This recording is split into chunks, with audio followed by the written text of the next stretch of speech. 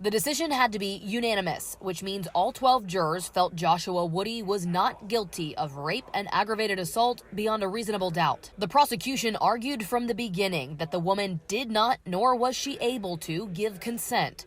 Also from the start, the defense said drunk sex is not a crime and there was no evidence linking Mr. Woody to any crimes. They didn't even question what she was saying to you because they simply took her word for it and started the investigation with the assumption that Josh had drugged her with no evidence.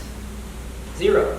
The prosecutor said in surveillance footage of the two going back to her hotel room, she looked like a zombie and Woody had to be the one to use her key card since she could not. The defense said the woman walked in just fine on her own and even seemed affectionate towards Woody. The woman testified she woke up feeling like she'd been drugged with barely any memory of the night before.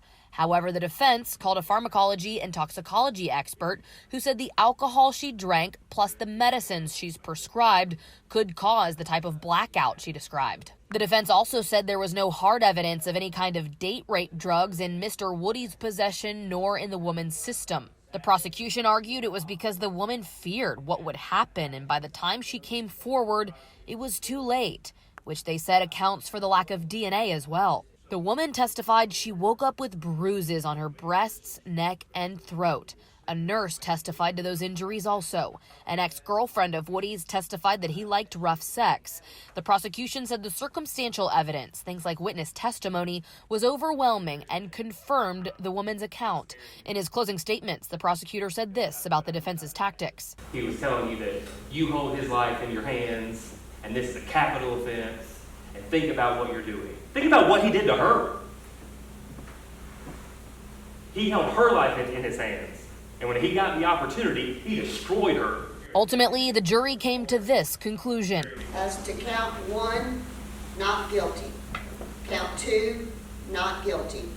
Count 3, not guilty. Defense co-counsel George Weaver said, obviously, Mr. Dutcher and I are very happy on behalf of the defendant. We feel that the jury has reached the correct result and justice has been done. Mr. Woody has been in jail for almost 7 months. We feel the charges should have never been brought and they were defective from the beginning.